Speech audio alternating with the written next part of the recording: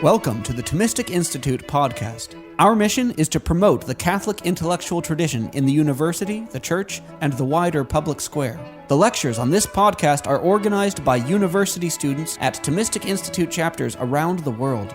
To learn more and to attend these events, visit us at thomisticinstitute.org. This isn't really going to be a lecture so much as a talk. I mean, that's to say, it has a structure, and you've got a handout that I will follow through. But it's an enormous subject. I mean, it could be this year. Some years ago, I gave the Gifford lectures, which are, a series of lectures. Well, this could be probably 2 series of Gifford lectures. It's just such a huge topic. So I'm really going to be touching on some things. But I think it might be useful, or I thought it would be useful, along the way to talk about particular films, especially. I was at one point going to talk about television series. One of the difficulties in talking about films and television series is some of them are ephemeral. I mean, they come and they go and then they're sort of forgotten and so on. But they also tend to be generational. I mean, there are some things that are very long-lasting television series, but many are fairly short-lived, particularly as television series are increasingly made by independent production companies, and some of them don't go via terrestrial television and things of that sort. So it can be a bit difficult to sort of, in referencing some things, some people will know about them, some will not, and such like. And again, there's the issue of, say, American television against UK television. But for example, on another occasion I've given a lecture about the distinction between Everybody Loves Raymond. Now you have to know, does anybody in this room know what Everybody Loves Raymond is? Hey, right, so good. So there's a very, very popular series.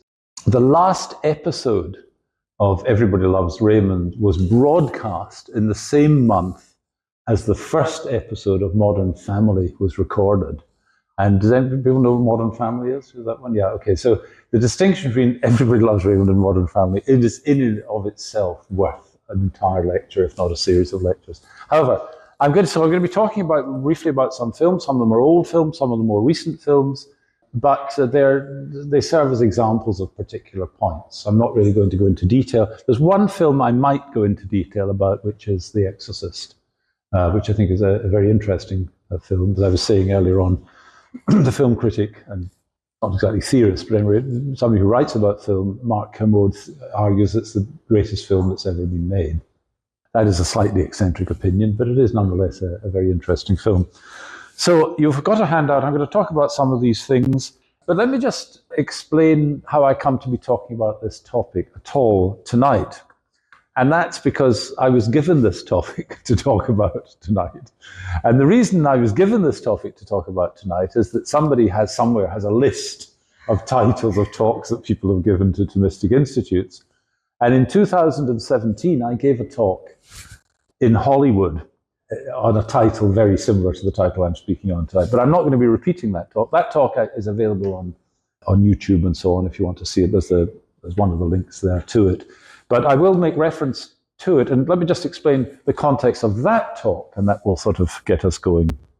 So the 5th of October 2017, the New York Times published an article that included a number of allegations about Weinstein, producer.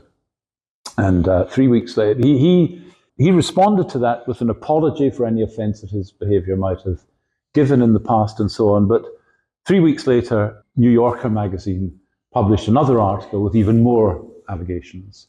And over the following years, there were yet more allegations and civil actions and criminal actions. And he was found guilty in the state of New York, and he was found guilty in California and so on. And he had, I think, a 16-year prison sentence in one place and so on. There was also a case, the Crown Prosecution Service in the UK considered whether to bring a criminal charges against Weinstein, which I think at the end of the day they didn't. But the arc of his fall was very pronounced. And of course, it gave rise to the Me Too movement and a whole series of other revelations about other people and so on, Kevin Spacey and a whole a catalogue of individuals and so on.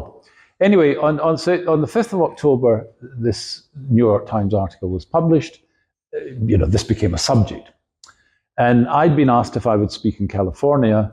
I was due to speak at UCLA, I think. But anyway, the Thomistic Institute said, the local Thomistic Institute, or maybe under the auspices of the Thomistic Institute, someone just said, would you give a talk? And I gave this title, Darkness in the City of Angels, like Los Angeles, the City of the Angels.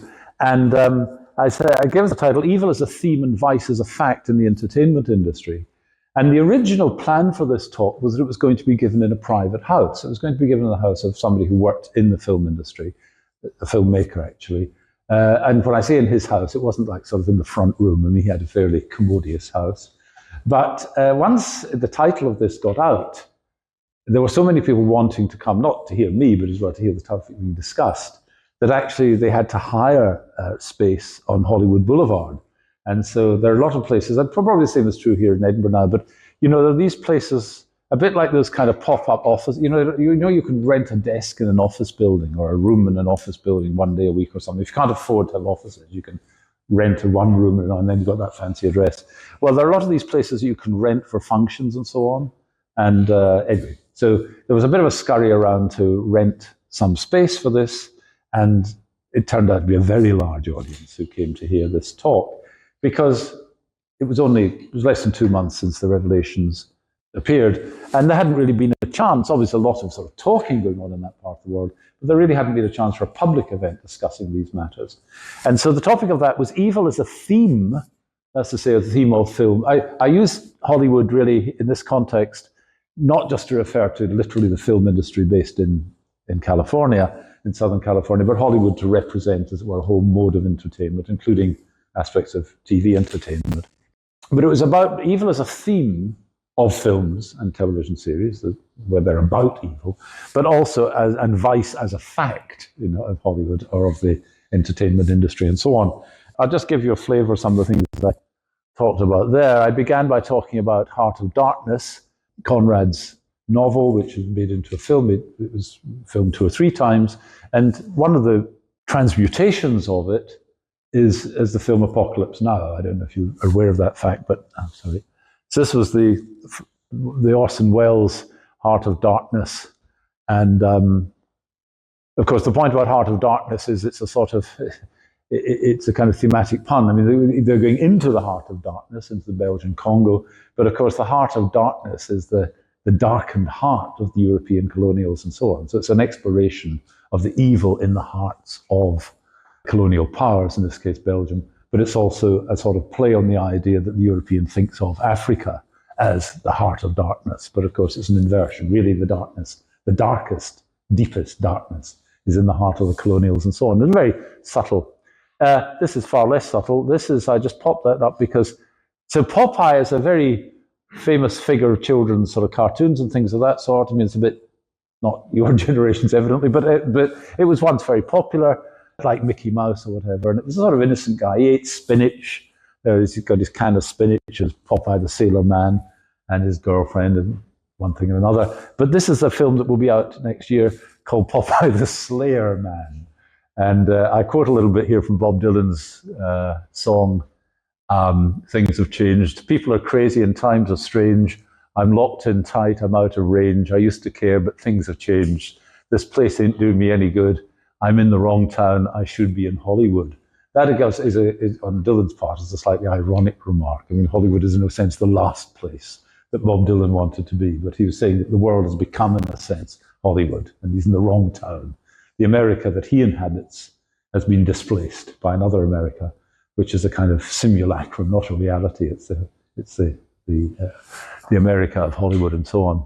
But certainly things have changed where Popeye the Sailor Man is what's much beloved by sort of 8-year-olds and things of that sort. And now this is a crush 'em, slayer, tear 'em apart sort of film that will be coming out.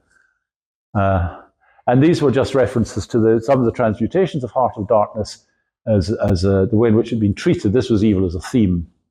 Evil dwells in the heart of man, the Malkovich later film. And then, of course, we've got Hearts of Darkness, which is Apocalypse Now. And then that was under the posters for Apocalypse Now. And then another treatment of evil as a theme is The Exorcist. And I'll come back to say something about The Exorcist later on. This is William Blatty, who was the author of the book on which the film was based and also co-producer of the film. Friedland was the director. And this is does anybody know what that is? Have you seen the film? Who's seen the film The Exorcist? Well, these are so-called Exorcist steps.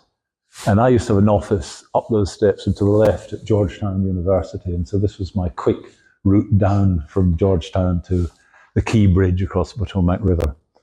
But it features rather significantly in the film. Right. So here's some philosophical preliminaries. So this is up on the board, up on the screen, and also on your handout.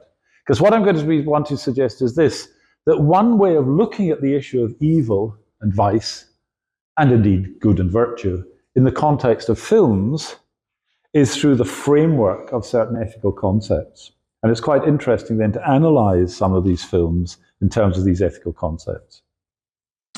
So I'm not making any assumptions about what people's philosophical background or interest is, so I'm just working from sort of first points, right? You don't have to know anything about, if you know about this already, well, good for you, and if you don't, you will do in about 2 or 3 minutes' time, all right? So let's start out. Philosophical preliminaries, ethics and moral psychology. So let's take, first of all, the concepts of virtue and vice. Now, the concepts of virtue and vice appear in most ancient philosophical traditions. They're in Chinese traditions, both Confucius, of the Confucian tradition, Mencius, and so on. These people talk about virtue and vice. In fact, interestingly, in the Analects of Confucius, I once counted these, I can't remember, I think there are 147 different virtues and vices. In Aristotle, there are about 28. So actually, Asiatic philosophy had a much finer grained differentiation of concepts of virtue. This is partly because it's an honor culture. It's a whole other story and so on. But the concepts of virtue and vice feature prominently. But if you think about Western philosophy, then really this tradition of thinking about virtue and vice, thinking of conduct in terms of virtue and vice, so it really begins with Socrates as represented by Plato and then elaborated by Aristotle. So for these purposes, I'm just going to take an Aristotelian categorization of a virtue and of a vice. So virtues and vices are settled dispositions of feeling, choice, and action. Now, these dispositions, these tendencies or inclinations, could be innate or they could be acquired. Typically, we think of them as acquired. So let's take courage as an example, or cowardice as an example. So the virtue is courage, and the vice is cowardice. Virtues and vices are defined over their objects. What that means is this, is that, as it were, to know what a given virtue is, the content of a virtue is, you see what its object is. So the object of cowardice and of courage is the same. It's danger, or threat, or harm, or something of that sort, okay? So courage is a disposition, an inclination, a tendency, to respond to danger through certain kinds of thoughts, feelings, and actions. And cowardice is a disposition, inclination, or tendency to respond to danger through various thoughts, feelings, and actions. But of course, the difference between courage and cowardice is not that they're dispositions, it's not their dispositions related to danger, it's that they point in opposite directions, as it were. So the courageous person is somebody whose response to danger is not to embrace it, that would be foolhardiness, right? But it's not, as it were, to be unsettled by it. So the courageous person is not disabled by the prospect. They're not derailed by the prospect of danger. They're not, as it were, set a quiver. That's essentially the feeling. They don't go into a condition of dread or terror, immobilized and so on. And the choices that they make take account of the fact of danger, but they don't let danger necessarily derail them from what they were intending to do. In fact, danger may be a trigger to action. If you see that a situation is dangerous, then you want to do something about that for yourself and others who may thereby be in peril. Okay?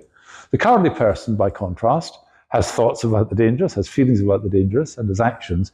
But the feelings are things like terror, and the actions are things like running away. Okay? And now, the 4 principal virtues, we've got this here, sometimes called the cardinal virtues, are courage, temperance, justice, and prudence. And the objects over which these are defined, as it were, their proper object, you might say, the things that they're about. So we've got them there. In the case of courage and cowardice, it's danger and harm. In the case of temperance and intemperance, it's appetites and passions. In the case of justice and injustice, it's what's due to others. And in the case of prudence and foolishness, it's choice of action. So the prudent person is able to make good choices about what to do. The foolish person makes bad choices. The just person gives what is due to others, The unjust person denies what is due to others. The temperate person controls their appetites and passions. The intemperate person is incapable of controlling their appetites and passions. The courageous person can face down danger and harm, and the prospect of danger and harm. The cowardly one cannot. The cowardly one is defeated, as it were, by those things. Now, these are called the cardinal virtues. Did we know the answer to this? We've got a classicist, at least one classicist in the room. Do you know the answer? I won't put you on this one. They're called cardinal virtues because it etymologically comes from a word that means a hinge. It's something on which other things hinge, okay? So the cardinal virtues are those four virtues on which other virtues hinge. So there are lots of other virtues, but they sort of fall under these main principles. They turn on those ones. Those are the ones on which they turn. Now, there are weaker dispositions. That's to say, there are dispositions that are weaker than virtue and vice. There are dispositions that are on the side of virtue but weaker than it, and there are dispositions that are on the side of vice that are weaker than it. So the disposition on the side of virtue that's weaker than virtue is continence. So the continent person is tempted to do, let's say, what the cowardly person would do, but can overcome that temptation. But they do feel the fear, right? So the difference between the courageous person and the merely continent person is that the courageous person doesn't feel fear. The continent person feels fear, but takes control of their behavior and so doesn't run away. But there is a difference, right? Neither of them run away, but one is disposed to run away and has to fight to overcome that inclination or tendency, whereas the courageous person doesn't have that inclination or tendency. Now, on the other side, the incontinent person, this doesn't refer to bladder control, the incontinent person is somebody who just yields to the temptations or yields to the thing, but isn't necessarily vicious, as it were, isn't necessarily vicious. So the incontinent person is just somebody who has very little control, basically. The continent person has control, but doesn't necessarily have the virtue. So it's better to be continent than... But the worst thing you could be is vicious, vicious. One in from that is being incontinent, one in from that is being continent, and then at the other extreme is being virtuous. Okay? So you want to be virtuous. But if you can't be virtuous, at least be continent. Be able to control yourself, even if you can't, as it were. You know. So the person who, as it were, is drawn towards drugs or alcohol, there'll be one sort of person who sees these things that are there, sees why people might want them, but just doesn't want them. It's the virtuous person. The continent person sees they're there, might feel the temptation towards them, but sort of knows that, you know, can make a judgment and has to sort of, maybe has a bit of a struggle, but at the end of the day, does the right thing. The incontinent person just yields, and the vicious person goes out of their way to seek these things. We okay on all of that? Good. Right, supernatural virtues. So for Aristotle, the master virtue, Aristotle's in the cardinal virtues, the natural cardinal virtues. For Aristotle, the primary virtue among the virtues is prudence. Because without prudence, you can't exercise the other virtues properly.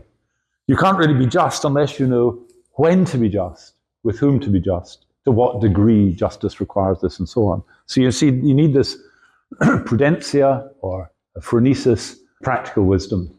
So you can't really have the other virtues unless you have practical wisdom. Right? To be courageous, you don't just need to have the sort of resistance to fear, you have to know when it's appropriate to run away or not run away, when it's appropriate to stand in one thing or another. Right? The courageous person isn't one who just sort of walks into danger. So you need prudence. Now, the very interesting transformation takes place somewhere between Cicero and St. Augustine, where Augustine comes up with a different primary virtue. And the different primary virtue for Augustine is not prudence, it's charity, caritas. Because he's concerned with these three supernatural virtues. So the point of the natural virtues is to achieve the good for man, the human good, right? By being courageous, by being just, by being temperate, and so on, you can lead a good kind of life, of a fulfilling, rewarding, flourishing life, all being well. But once you've got the idea of a transcendent destiny for human beings, something beyond the natural order, the supernatural order, there are different virtues are required, and they're faith, their hope, and charity, as elaborated by St. Paul, for example. primary among these is charity, according to Augustine. So Augustine agrees with Aristotle that a good life depends upon having certain virtues.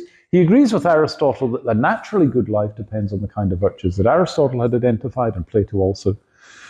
But he thinks that the transcendent destiny of human beings, the life of the soul, as it were, and the prospect of the beatific vision, entering in some kind of participation in the life of the divine, depends upon faith, hope, and charity. And charity is the master virtue, just as prudence was the master virtue in the case of the natural ones. Okay, now, so we've had natural virtues, we've had weaker dispositions, supernatural virtues, and then 3 ethical approaches. So those of you who've done an ethics course at any level will be introduced to these 3 basic approaches. Yeah, Aristotelian, Kantian, and Millian. So the Aristotelian view says that the sort of key concept in ethics is that of a virtuous life, living well. The Kantian says that the key concept for ethics is observing the categorical imperative, acting only on that maxim which you can at the same time will should be a universal law. But basically that means duty and obligation. Right? So for the key concept for Aristotle, Plato and Aristotle is virtue. The key concept for Kant is obligation or duty. And the key concept for Mill, Bentham, Mill, Sidgwick and others in the 19th century, utilitarians, is maximizing beneficial consequences. Okay, and one thing we'll see when we look at some of these films is the way in which implicitly, and occasionally explicitly, but for the most part people in Hollywood are not sufficiently knowledgeable to know quite what it is they're thinking or doing, but you will see that certain Kantian aspects feature in some characters or films. You'll see that some Aristotelian sort of concepts are best for understanding some characters and films, and you'll see some Millian ones. Just as a culture, we basically have become Millian. We're basically utilitarians, right? We think that the right thing to do is that which maximizes the greatest happiness, the greatest number, broadly speaking. But the older conception of things would be an Aristotelian one, and to some degree a Kantian one. I mean, this is very crude, very crude. But broadly speaking, the Catholic tradition is Aristotelian, and the Protestant tradition is sort of Kantian. Of course, it prefigures Kant, but I mean, Kant is the natural expression. It's no accident he was himself a member of a pietistic German branch of kind of Lutheranism and so on. So in terms of theological terms, the Catholics tend to be Aristotelian. The Protestants, well, depends on the kind of Protestant you are, but anyway, the Protestants tend to be sort of Kantians. And then, but these days, that's kind of gone from Protestantism. It's slipped into this through something called situation ethics, and a lot of Catholics are utilitarians as well just now. But I'm really not interested in the religious context. I'm interested in the way in which they feature in popular entertainment and things of that sort. Okay, so let's have a look at, the next section is called Depiction and Reality. So I'm going to talk about a number of films, fairly briefly just for reasons of time. But I want to say what's interesting about the films, and I've tried in each case to identify a victim, or a hero, or a perpetrator, or somebody else, and try to identify them in terms of some of these ethical categories. Okay, or these ethical features or characteristics. So let's go first of all to a film called Rope. So Rope was one of 4 plays, or maybe 5 plays, written by a very, very interesting English playwright called Patrick Hamilton. He was much admired by Graham Greene. He was much admired by Muriel Spark, Evelyn Waugh, and so on. A very interesting man. If you go onto Internet Archive, you know what I'm talking about, Internet Archive, right? And go Patrick Hamilton, all of his plays there are adaptations of them done by BBC Radio 4 at some point. They're very well worth listening to. But Rope is, well, the 2 of them actually, the first 2 are Rope and Gaslight. Gaslight will be better known to some of you because of the expression gaslighting, but they're both plays by Patrick Hamilton. Although Gaslight is set, I think, in the 19th century, it was written in 1939, I think, 38. So in Rope, so there are these 2 students. They obviously go into quite an elite kind of school, sort of what the Americans would call a prep school, what we would call a public school. There they've had a teacher who's a very sophisticated person, but as it turns out, rather naive. And he teaches them to be clever, but not to be wise, basically. And in their cleverness, they decide to kill somebody. They decide to kill one of their company and have a party in which where there's a sort of a trunk, as it were, that's being used as a table for the drinks and so on, and the person they've killed is in that trunk. And so the idea, does anybody know this play? No, okay. Anyway, so they're murderers. But they have no sense of guilt. If anything, they're rather proud. Not of the fact they've killed somebody per se, but they've just done something that is transgressive. And they feel that they're superior. They're above, as it were, the general modes and morals of ordinary people. You could think of us as quasi-Nietzschean kind of characters. But at the end of it, among the people they've invited to this party is their former tutor or teacher, here played by James Stewart. He eventually realizes that something terrible has happened. Now, it's a very interesting film, a very interesting play, and a very interesting film. The choice of James Stewart is significant. James Stewart was one of those actors enormously loved by the film viewing public. You can see in his face, he was a man of sort of, not agonized sensitivity, but a very sensitive man. You could say he had that sort of face, right? A man of feeling and judgment and restraint and things of that sort. And what he becomes is, I mean, his cleverness, as it were, has dominated his life. He's become very proud of his intelligence, very proud of his students, and one thing and another. But in a way, what he lacks is wisdom. He hasn't really realized that, teaching people, it's not just about cleverness. It's about goodness, as it were. And he's failed to impart goodness. And that raises the question, has he failed to impart goodness because he himself lacks goodness? Or lacks some aspect of Aristotelian virtue? Now, nobody says any of that in the film. That's my sort of seeing this through a philosophical filter. Gaslight. So people know about gaslighting, yes, I'm sure that's become very common and so on. So Gaslight takes its title from this film, again from this play by Hamilton. And this one, well, you know the story. Basically, there's this young woman, she marries this chap. She is perhaps naive, but she has a very good nature. And by stages, he's trying to get her to believe that she's insane by sort of hiding objects, misrepresenting events, and so she thinks that she's losing her memory, she can't trust herself, and so on. So there's a sort of progressive degradation of her. Now, brilliantly, it was Cukor was the director. He cast Ingrid Bergman in the role of the victim in this. So if you look at my sort of handout here, so we've got Gaslight victim, Paula, played by Ingrid Bergman. She's unworldly, she's caring, and she's sensitive. The perpetrator, whom we see here, played by Charles Boyer, he's manipulative, cruel, and hard. And then Nancy, who's a maidservant who he enlists in various ways and promises her rewards if she conspires in this suppression of his wife, is a sort of conniving young woman. But it was a brilliant casting of Ingrid Bergman in this role because Bergman was famous for her face. And her face, it wasn't just, she didn't have this word classical beauty. What she seemed to have was a sort of resplendent sensitivity and intelligence. If you know the film Casablanca, does anybody know the film Casablanca? Right, she plays the main female character in that. It's a very intelligent face and so on.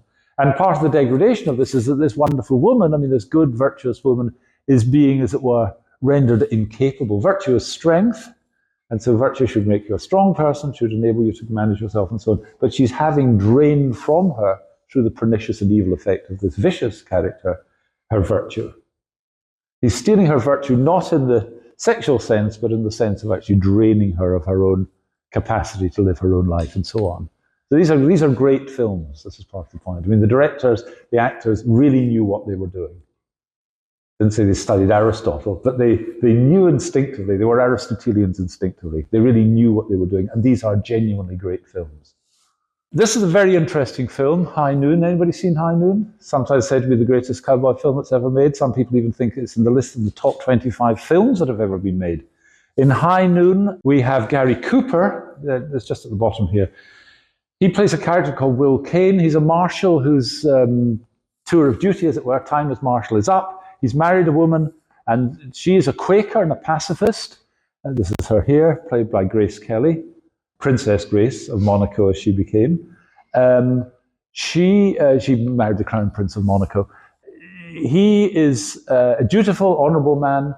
He's the mayor, he's the marshal of the town, but his time is up. He's married this woman, he's promised her he's going to give up this sort of dangerous life of being a marshal, a policeman as it were, And they're going to go away and have a family and things of that sort. And she's a Quaker, she's a pacifist and such like. But there's a bad man who's coming to town, a man that he put in prison some years before, and this guy's coming to take his revenge. And so our hero, Cain, says, no, I've got to see this through, this last act. And so she begs him not to do it, and one thing and another. So he's got a conflict between, as he sees his duties of his office and his duties as a spouse and such like. So he's a conflicted character. Now that's unusual. None of the films I've talked about so far do we have conflicted heroes. But now we've got a conflicted hero. But also the heroine, his wife, who he, in one sense, you might say, lets down. Now, betrays would be too strong, but she's a conflicted figure as well. Because what happens at the end of the film, sorry to spoil this for you, is that he's got the bad guys, but then he's trapped and he's going to be shot, and she picks up a gun and shoots the bad guy. So here she is, this Quaker pacifist who has to make a decision. You know, is she to just honor her pacifist commitments, or is she to act in a way that justice maybe seems to require, and so on. So it's a very important film because it's Hollywood beginning, these are all first half of the 20th century, it's Hollywood beginning to engage with moral complexity, and particularly the idea of dilemmas or perplexity, moral perplexity. This is really the golden age of the treatment of good and evil in American cinema, I think. From this point, it starts to go down. It just becomes grosser, less refined, less intelligent, stupider, more violent, and one thing or another. Baser, basically. And there are exceptions, as we shall see. Hitchcock, Psycho. How many of you have seen Psycho? You've seen every film I'm going to talk about. Maybe the rest can just leave now and we'll have a conversation about these films. Okay. Now, you can notice something straight on about the Psycho poster, right? She's in her underwear. Now, I mean, obviously this is connected with she's about to have a shower. There's on the shower, she's going to be murdered by this lunatic. But the interesting thing about this film is two things are happening if you contrast it with Rope and with Gaslight and so on. First of all, the sort of sexualization is entering in. I mean, this is literally gratuitous. It's entirely unnecessary for the purpose of telling you what the film's about. It's just sexual titillation. Nobody would have dreamt of doing that with Ingrid Bergman. There's just too much respect for her as an actress, and she wouldn't have done it. She wouldn't have accepted it. So the sexualization is entering in, and with pressure on actresses and such like. But the other thing we're starting to touch on is this idea of criminal insanity. And then the question is, well, is he really a bad man as opposed to a madman? So you're already getting some stepping back from clear moral judgment. Because we've now to think of this as somebody who may himself be a victim. If you know the story, there's relations with his mother and one thing and another and so on. So America's getting, in one sense, complex, Hollywood, but in the complexification, it's beginning to lose sight of a sort of it's losing ethical clarity. Then we move to Clockwork Orange. Anybody seen Clockwork Orange? No. Yeah, all right, fine. This is just a brutal, it's a sort of exploitation film. I mean, he's mad, certainly bad, and he's a sort of thug, and he's got a group of chums, droogs from the Russian, just for buddies. They beat up sort of people, elderly people and things of that sort. They're just thugs, basically. Some people were very anxious about this film because they thought it was just a celebration of depravity. It was, maybe remember the director, it was Stanley Kubrick, yeah, it was. Who's the English director I'm thinking of? Was he involved in it? Partly? It doesn't matter, yeah, Kubrick, that's right.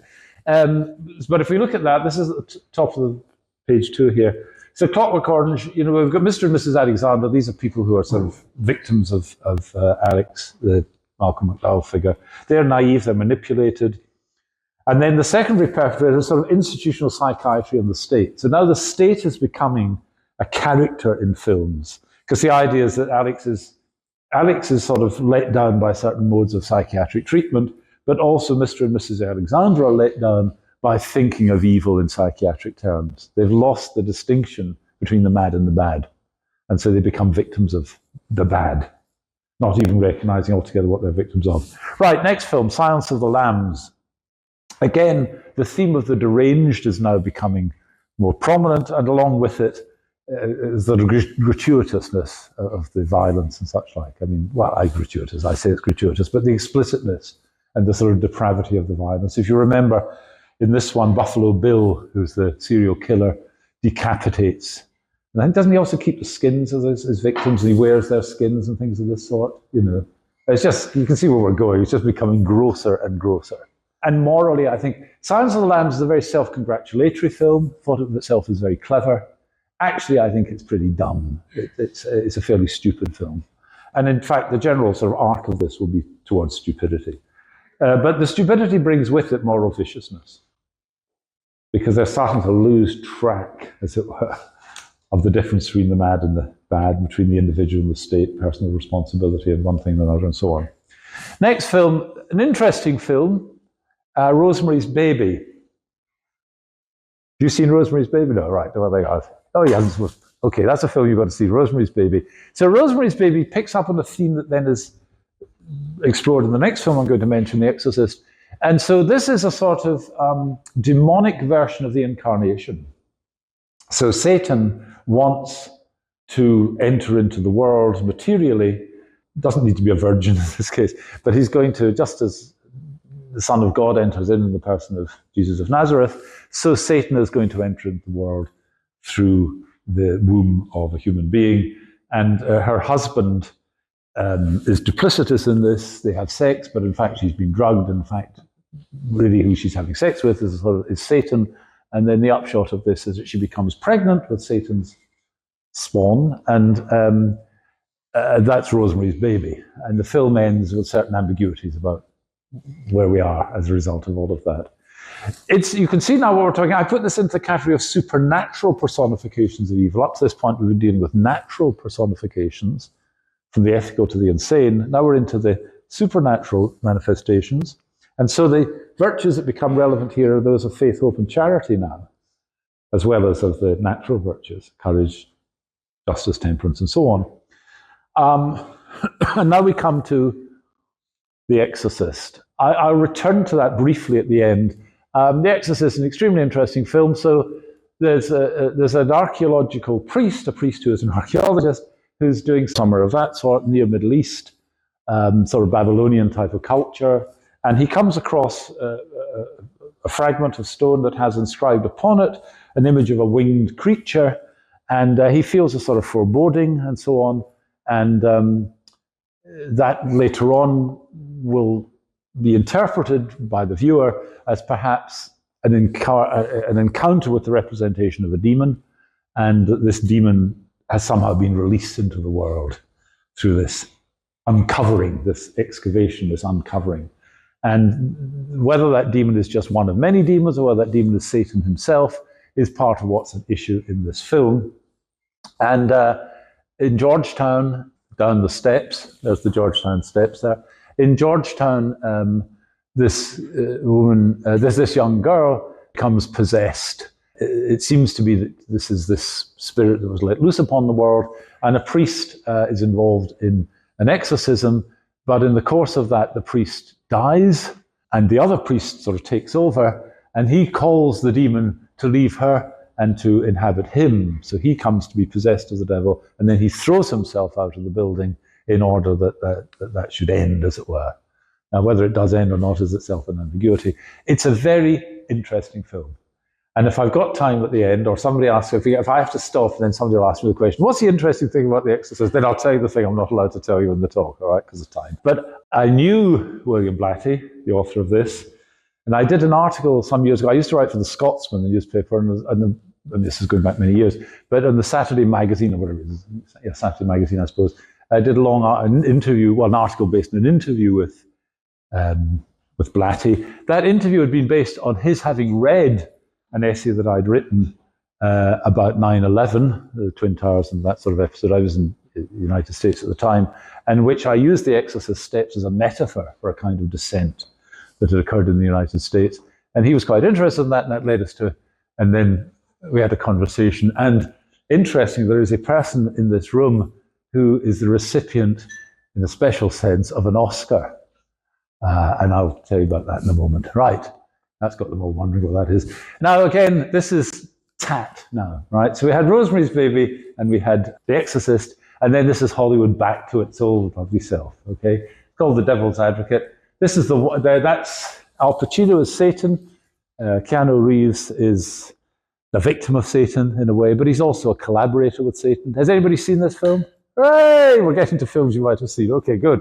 So he's a bit of an ambiguous figure. He's very ambitious. He sells his soul to the devil in a sense. It's a sort of Faustian pact. This is his wife.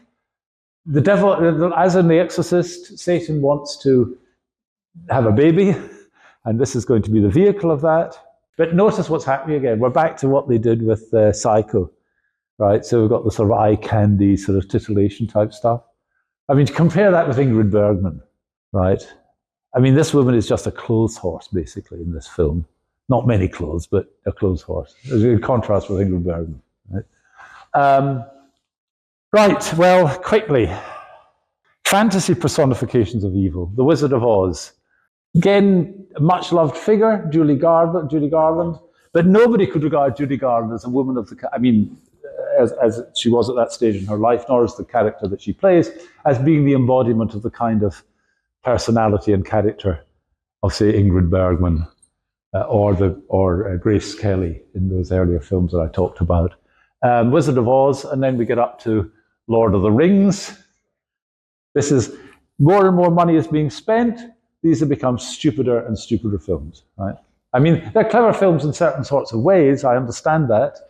And Lord of the Rings is partly redeemed by the fact that it's based on the writings of a very intelligent man, Tolkien and so on.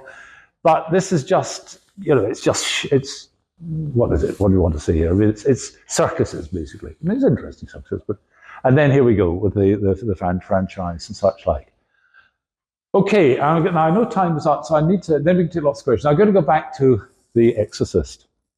So The Exorcist, the story is, as it seems to be, it's another film about demonic possession. It's another film about Satan wanting to come into the world and so on. So it's another kind of satanic horror story. And a lot of the satanic horror stories, I mean, there's a bit in this where, the young woman who's possessed, she's throwing up, her head spinning and things of that sort. By comparison to what you get later on in films, it's really pretty tame stuff, right? Relatively speaking. Blatty says this film is not about demonic possession. So Blatty was an intelligent man. He did an English degree at Georgetown University.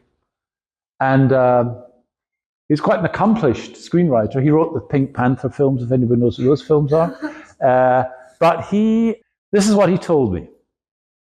He said, I was thinking about the question of God. He was a Roman Catholic. I was thinking about, by the way, there's another talk which I was going to give, well, another part of this I was going to tell, which is Christians in Hollywood. Very interesting. 3 black actors. Harry Belafonte, Denzel Washington, but in between, who do I mean? Who am I talking about? Sidney Poitier. Harry Belafonte, so these are 3 sort of black actors who won the hearts of America in different ways. The first 2 were raised as Roman Catholics, the third a Pentecostal. And Denzel Washington is a practicing Pentecostal. And Sidney Poitier became more ambiguous about his faith and so on. But I think their sort of religious formation, they brought to treatments of good and evil a certain sophistication that was related to their own practices of moral self-examination and so on. Anyway, so Blatty says The Exorcist is not about demonic possession.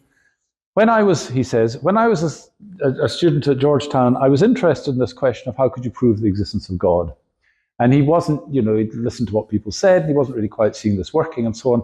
And then he thought, maybe you could do this indirectly. If you could prove the existence of Satan, then at least you would have proved the existence of the supernatural, as it were. And you couldn't really understand evil without there being a principle of good. Whether that's true or not, this was his thinking. So he conceived this idea that then became the manifestation in The Exorcist. And the idea is this, it's part of a kind of Zoroastrian, early Christian Neoplatonic myth.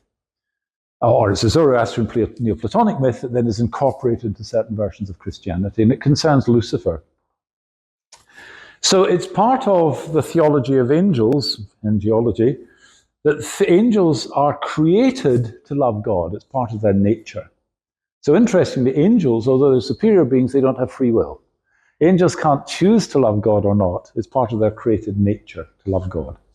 So one of them said, look, he said to God, look, I want to be able to love you out of my own choice. Wouldn't that be a greater love? Rather than just be something I can't help but do, wouldn't it be better if I could choose to love you? And God says to him, that's not possible. You couldn't both be an angel and choose to love me, because angels' nature is the choice. There is no choice for them. That's part of their created nature. Just as it were, the human beings are created so as to walk, angels were created so as to love God. And so there was part of their nature. It wasn't a sort of volition or a choice. This guy says, no, look, really, he's a superior angel, I want to love you. And if this example is followed, others would want to do the same and so on. God said, you really can't do it. I could only change your nature. That would be impossible. Well, change my nature. He said, it'll be very painful. And it sounds like I'm telling a joke here, but it'll be very painful. He said, no, I'd want that. I'm willing to suffer in order that I love you so much, or want to love you so much out of my own volition, and so on and such like. So there's this tremendous explosion. And that's the creation of the material world, according to this myth. And the material world is the fragmented spirit of this angel. This angel is made material so as to be in the order of things where there could be choice and things of that sort, out of the angelic order, but is fragmented. And the history is the aching struggle of these parts to reconnect themselves. A bit like in the Terminator, the schloop comes up back into a figure and so on. They're trying to recreate themselves.